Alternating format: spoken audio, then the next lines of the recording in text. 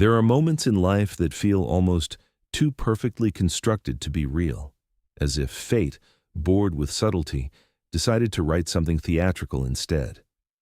This is one of those moments.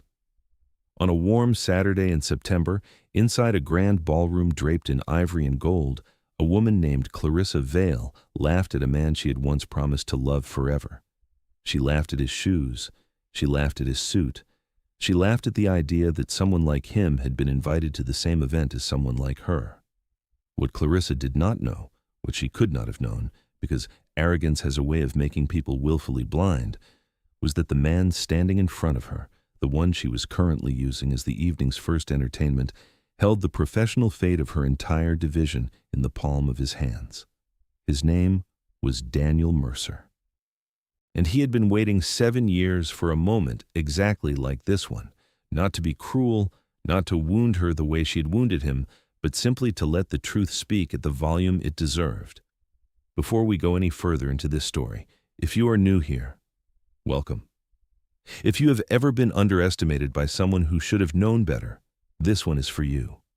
Drop a like if you want to see Daniel get every single thing that is coming to him, the good kind. And let me know in the comments where you are watching from tonight. Now, let's go back to where this really began. 7 years before that wedding, Daniel Mercer was 28 years old, living in a modest one-bedroom apartment in the city, and deeply, genuinely in love with a woman named Clarissa Vale. They had met through mutual friends at a rooftop gathering, 2 years into what Daniel privately thought of as his building phase. That grinding, unglamorous stretch of early professional life where the work you are doing looks nothing like the life you are working toward. He was a junior financial analyst at a mid-sized investment consultancy. The salary was decent, the hours were brutal. The future, if you knew how to read the numbers, was genuinely bright, but it did not look bright from the outside. It looked like a man in a serviceable apartment driving a 5-year-old car and bringing lunch to work in a bag. Clarissa was 26. She was beautiful in the way that made rooms quieter when she walked in. Not the kind of beauty that invites warmth, but the kind that demands acknowledgement. She worked in marketing at a mid-level firm and had a social life that functioned almost like a second career.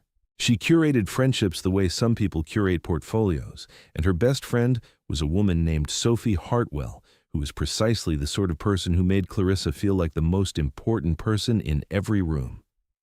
Sophie adored Clarissa. She echoed her opinions, laughed at her observations, and validated her assessments of every man who crossed their field of vision. When Clarissa told Sophie that Daniel Mercer was, quote, not quite what she was looking for long-term, but interesting enough for now, Sophie agreed without hesitation. Daniel did not know this, of course. He thought things were going exceptionally well. For almost 2 years, he believed they were building something real. He cooked dinners. He remembered the details. He was present in the way that genuinely caring people are present, not performing attention, but actually giving it. He brought her coffee exactly the way she liked it. He drove 3 hours on a Tuesday to attend a gallery opening that mattered to her, even though he had a major client presentation at 7 the following morning. He did the things that love asks people to do, and he did them without keeping score. The night Clarissa ended things, she did it with the clinical efficiency of someone discarding a subscription service they had simply outgrown. There was no anger in it, no cruelty of the dramatic variety, which somehow made it worse. She told him, sitting across from him at the kitchen table of his apartment, that she had been thinking about the future, and she did not see it going where she needed it to go. She used phrases like different trajectories and incompatible ambitions. When Daniel, quietly stunned, asked her what she meant, she looked around the apartment, a slow, deliberate survey that took in the furniture, the second-hand bookshelves, the view of the parking lot, and she said, I need someone who is already somewhere, Daniel, not someone still figuring out the map. He did not argue. He did not beg. He sat with the words for a long moment, the way you sit with a verdict you did not see coming, but that explains, in retrospect, everything you had been misreading. Then he thanked her for her honesty, walked her to the door, and closed it quietly behind her. He stood in the hallway of his apartment for a long time after that, and then, in the way that certain kinds of pain have a tendency to do, the hurt slowly, incrementally, transformed into something else. Not bitterness, not a desire for revenge, something cleaner and more purposeful than either of those things. He decided, without fanfare, without any dramatic internal declaration, that he was going to build something worth building. And he was going to do it his way, methodically, intelligently, and with the kind of patience that most people simply do not have. What followed those next 7 years was not a montage. It was work. It was long nights parsing financial models. It was strategic career moves that required him to walk away from comfortable positions in pursuit of better ones. It was a graduate degree completed part-time while managing a full client load. It was one well-calculated investment that returned 5 times what he put in. And then another, and another. By the time Daniel Mercer was 35 years old, he was the Chief Financial Strategy Officer of Meridian Capital Group, one of the fastest-growing investment firms in the region, with a portfolio that exceeded $400 million in managed assets. He had a townhouse in the part of the city where people stopped asking what you did for a living and started asking if you'd had a chance to sail recently. He wore his success the way he wore everything, without theater, without announcement, without the need for anyone to notice. He did not think about Clarissa often. She had become one of those figures from the past that occupy the same faded mental space as old phone numbers, technically retrievable if you tried hard enough, but not something you spent energy on. He had dated well in the years since. He had worked more. He had built friendships of substance with people who valued the same things he did. His life, by any honest measure, was full. Clarissa Vale was a footnote. And then came the invitation. It arrived in a cream envelope with gold lettering that announced the marriage of Sophie Hartwell to a man named James Cavendish. Daniel stared at the envelope for a moment with genuine curiosity. He and Sophie had remained, in the loosest possible sense, acquaintances, connected through a network of people who still occasionally overlapped.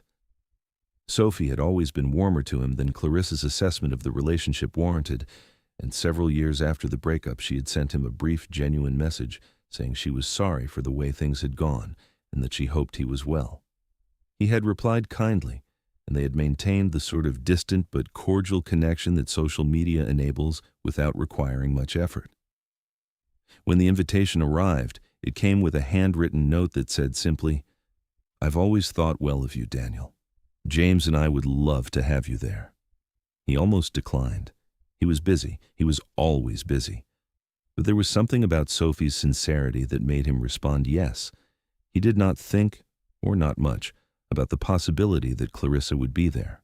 He did not think about it when he arranged to attend, or when he confirmed his dietary preference, or when he selected what he would wear.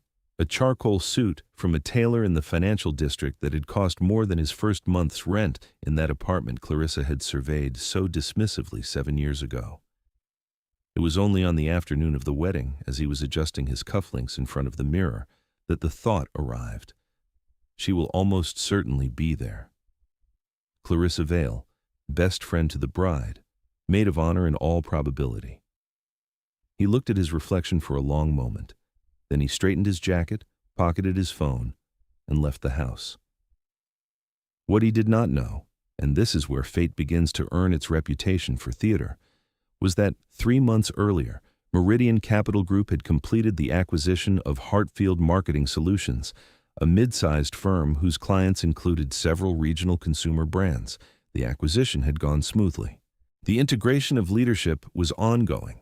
The marketing division of Hartfield now fell under the Meridian umbrella, which meant that its personnel, its structure, its budgets, and ultimately its continued existence were subject to review by the strategic finance team that Daniel led. In practical terms, this meant that the careers of every senior employee in Hartfield Marketing Solutions were now, whether they knew it yet or not, subject to the decisions of one Daniel Mercer. Clarissa Vale was a senior accounts director at Hartfield Marketing Solutions. She had been there for 4 years. She was very good at her job, by all accounts. She had not yet been informed of the full scope of the acquisition's leadership implications, because the integration memo had not yet reached her level of the organization. She knew there had been a merger. She did not know who now sat at the top of the chain above her. She had, as of the Saturday evening of Sophie Hartwell's wedding, absolutely no idea that the man who controlled her professional destiny was a man she had once walked away from because he was not already somewhere. The Whitmore Grand was the kind of venue that made events feel like history in real time. The ballroom alone could hold 300 guests, and Sophie had filled it with flowers, cascades of white roses and trailing greenery that transformed the high-ceilinged room into something that felt more like a garden than an interior space. The light was warm and golden, filtered through tall windows that faced the evening sun, and the air carried the specific quality of occasions that people will remember decades from now without being able to fully explain why. Daniel arrived with the unhurried ease of a man who is comfortable wherever he finds himself. He found his table assignment, greeted a few people he recognized from the peripheral network he and Sophie shared, and settled into the comfortable rhythm of a formal event done well. He was speaking with an architect named Marcus Bellamy, an old friend from his graduate program, when he heard the laugh. It was unmistakable. Clarissa Vale had a laugh that was designed to carry, bright and performative, calibrated to ensure that the people around its source understood that something amusing was happening and that Clarissa was at the center of it. He turned, not with dread, not with any particular emotion, but simply because a sound had reached him and his attention moved toward it. She was across the room, dressed in the deep burgundy of a maid of honor, and she was looking directly at him. She had already seen him first. He could tell by the expression, a particular configuration of features that he recognized immediately: the slight widening of the eyes, the turning down of one corner of the mouth, the scan that went from his shoes upward that was meant to be subtle and wasn't. She leaned toward the woman beside her, a friend Daniel didn't recognize, and said something, and the woman looked in his direction and smiled with the amused tolerance of someone agreeing with an assessment they hadn't personally made but were willing to endorse. Daniel watched this unfold with the same calm he brought to reading a spreadsheet in which all the numbers were doing exactly what he expected them to do. He turned back to Marcus and resumed their conversation. He did not have to wait long. Within 15 minutes, during the cocktail hour that preceded the ceremony, Clarissa materialized at his elbow with the confident arrival of someone who has pre-scripted the interaction. She had a champagne glass in one hand and the particular smile of a person who expects to be the most interesting presence in any conversation they enter. "Daniel Mercer," she said, as though announcing him to a room that had been waiting. "I genuinely did not expect to see you here. Sophie was kind enough to invite me," he said simply. She looked him over with the same survey she had performed across the room, this time close enough to render it undeniable. "Still in finance?" she asked. The word still carried enough weight to function as a sentence by itself. "Still in finance," he confirmed. "Good for you," she said. It was said the way one says good for you to a child who has finished their vegetables, acknowledgement without admiration. "I'm at Hartfield now, Senior Accounts Director. We just went through this whole acquisition situation. It's been a bit chaotic." She shook her head with the performative weariness of someone who expects the people around her to understand that their orbit is smaller than hers. "I can imagine," Daniel said. "The thing with these big finance companies," Clarissa continued, warming to her subject with the ease of someone who rarely encounters pushback, "is they come in and they have absolutely no understanding of what the creative side actually does. They just see line items. People become line items to them." She glanced at him. "No offense." "None taken," Daniel said. There was a beat during which Clarissa seemed to be gauging whether he was going to provide more engaging resistance. When he didn't, she shifted gears with the fluid confidence of someone who always has another avenue. "You look the same," she said. "I mean that nicely." The pause before nicely did a great deal of work. "Though I have to ask, is that the suit you wore to Ryan's thing 3 years ago? Or am I imagining things?" Ryan's thing was a mutual acquaintance's birthday gathering that Daniel had attended briefly, and which he knew, with complete certainty, Clarissa had also attended. He had been wearing a navy suit. The suit he was wearing tonight was charcoal. Different shade, different cut, different tailor, different cost by a factor of roughly 12. But the point of the question was not identification. The point was suggestion. The suggestion being, "You are the sort of man who has one suit." Daniel looked at her with the mild, untroubled expression of a man reading a menu. "I don't think so," he said. She took a sip of her champagne. "Well, it's nice to see you're doing well." The compliment was wrapped in the assumption that doing well, in his case, occupied a modest register of that phrase. She excused herself with a small wave and returned to her group, where, he observed from a peripheral distance, she resumed whatever entertainment she had been providing before he arrived. Marcus appeared at his shoulder. "Old friend?" he asked. "Old acquaintance," Daniel said. Across the room, without knowing it, Clarissa Vale had just spent 5 minutes performing for a man who would, in approximately 36 days, be sitting across a boardroom table from her, with the future of her department in a folder in front of him. The ceremony was beautiful.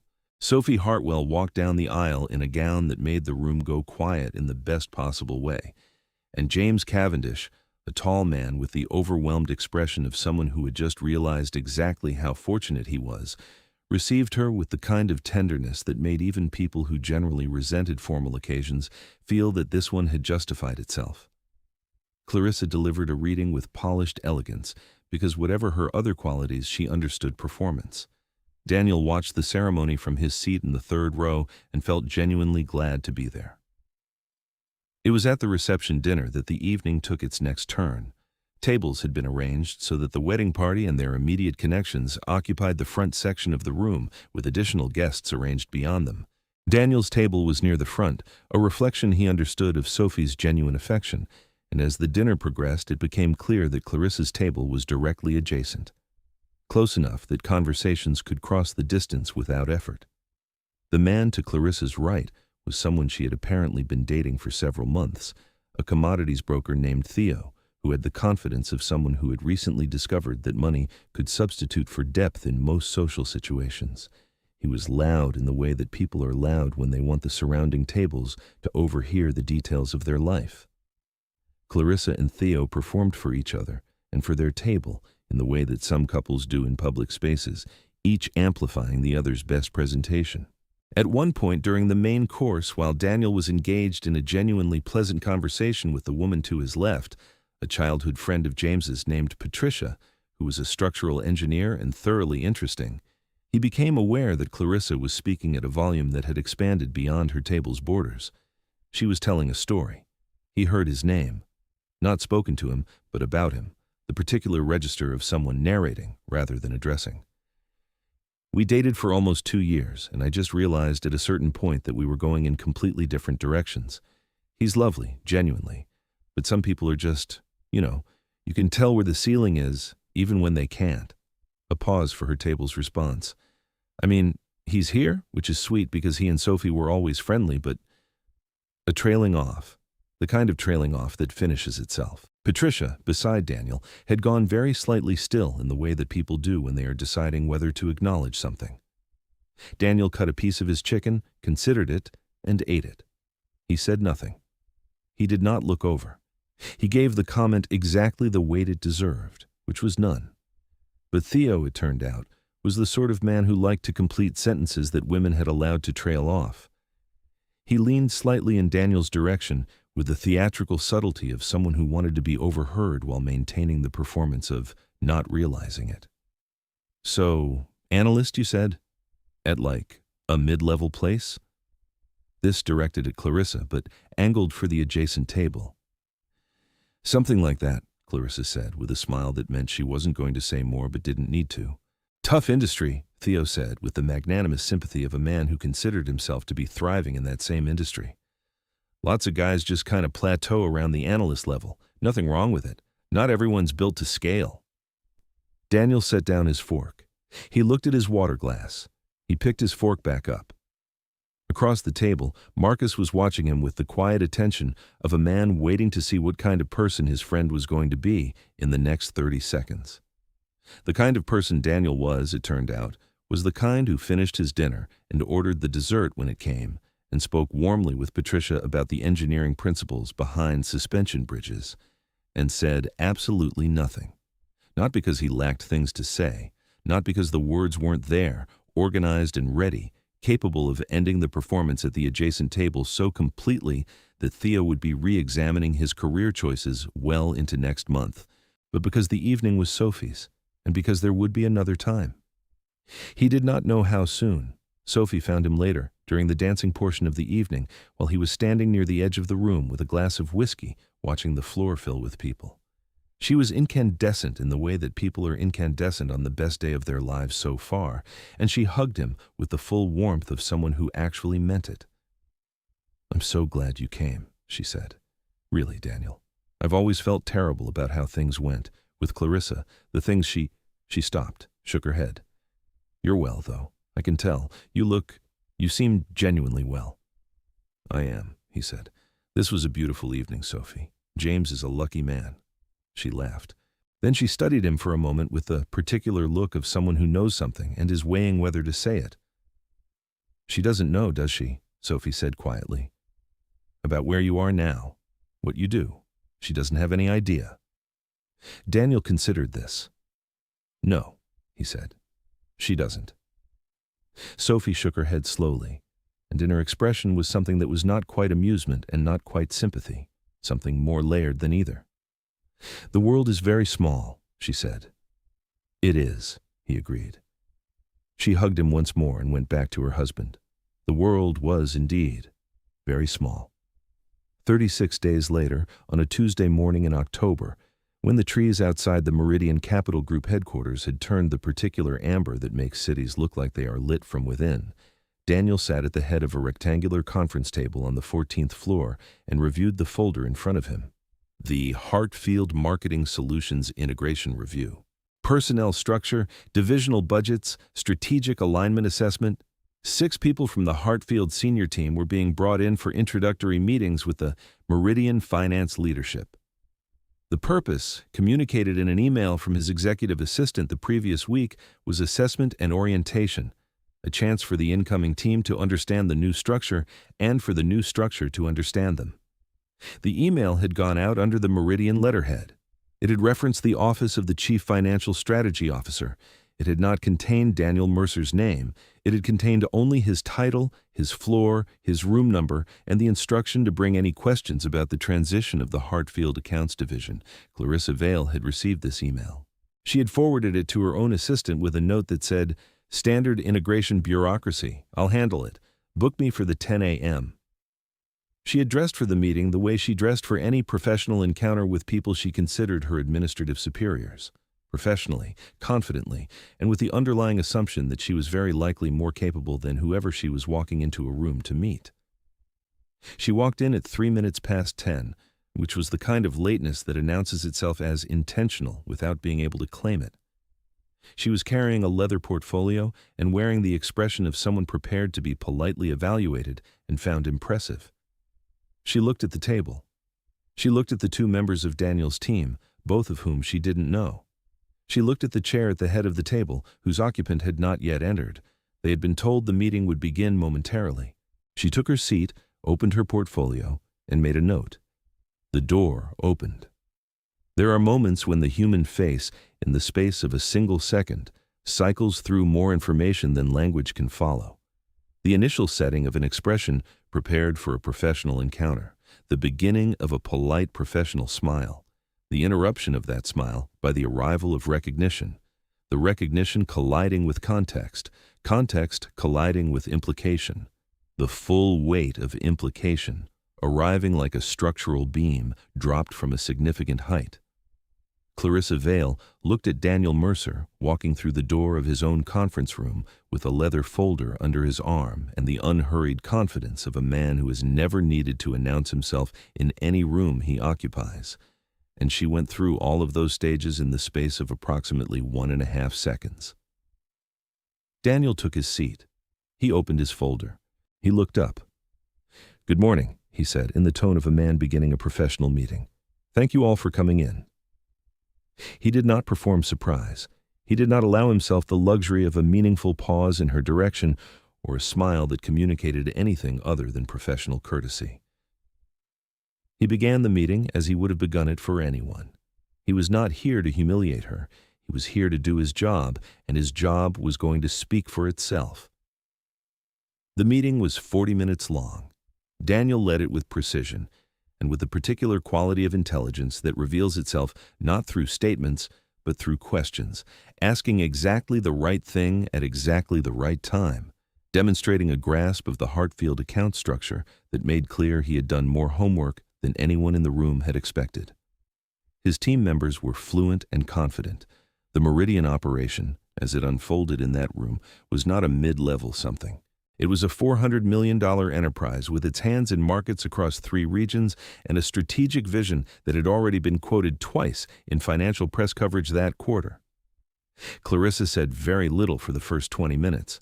She answered direct questions with precise answers because she was, genuinely, good at her job, and her competence did not desert her even when her composure was under pressure. But she could not stop the color that sat high on her cheekbones or the way her pen moved slightly faster across her notepad than the pace of the conversation required. At the 22-minute mark, Daniel turned to her specifically for the first time in an official capacity. "The Vale accounts," he said, scanning a page. "Particularly the Brennan and Coastal Media files. Your team's numbers on client retention are strong. I want to understand the methodology."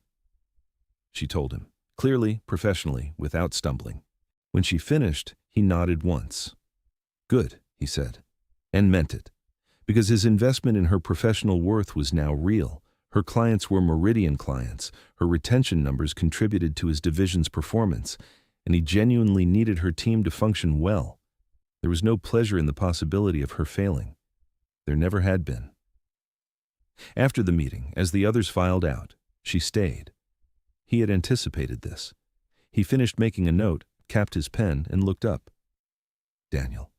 Her voice had the careful quality of someone choosing each word with the understanding that it might need to be load-bearing. "Clarissa," he said. A silence, the kind that fills itself with everything that doesn't need to be said aloud. "I didn't," she began, and stopped. Restarted. "I wasn't aware." "No," he said. "You wouldn't have been. The integration communications went through standard channels.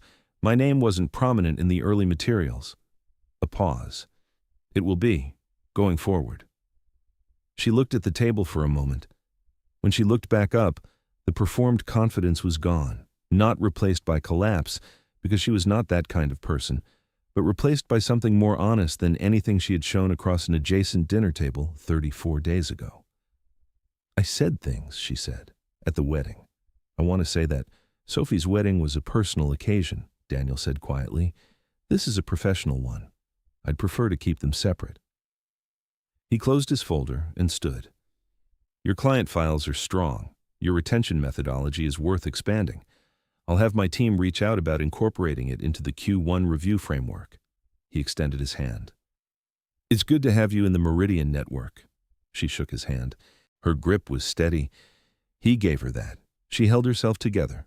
She left. He stood for a moment in the empty conference room, looking out through the tall windows at the amber-lit trees 14 floors below. The moment did not feel like triumph in the way that revenge fantasies are supposed to feel. It felt quieter than that. Cleaner.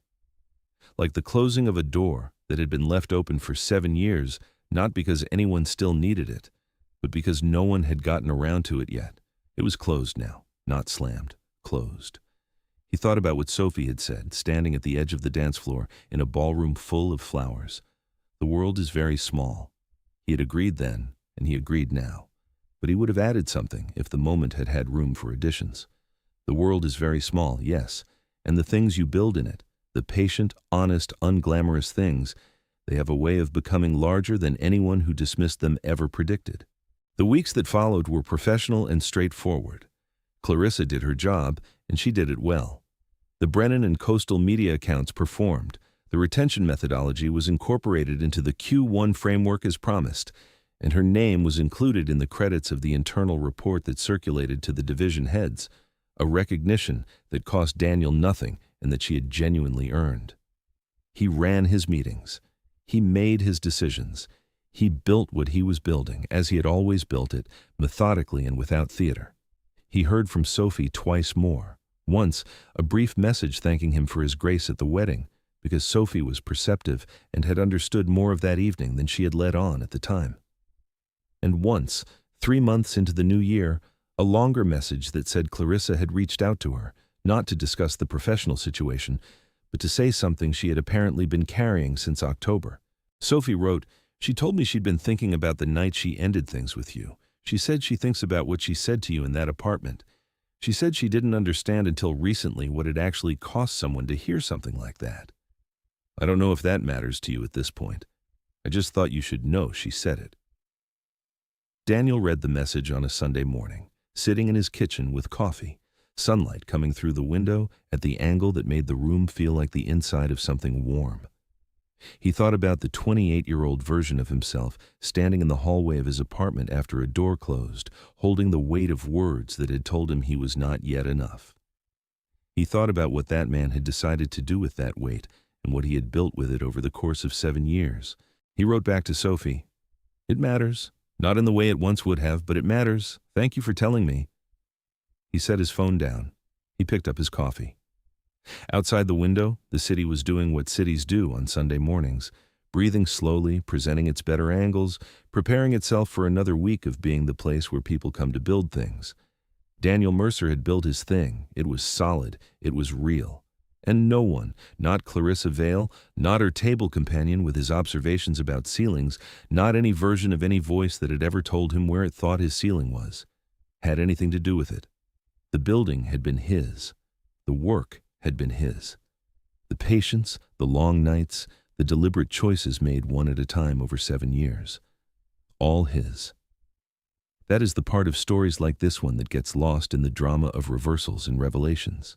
The moment in the conference room, the expression on Clarissa's face when context arrived, those are the scenes that land with force, and they should because they carry real weight.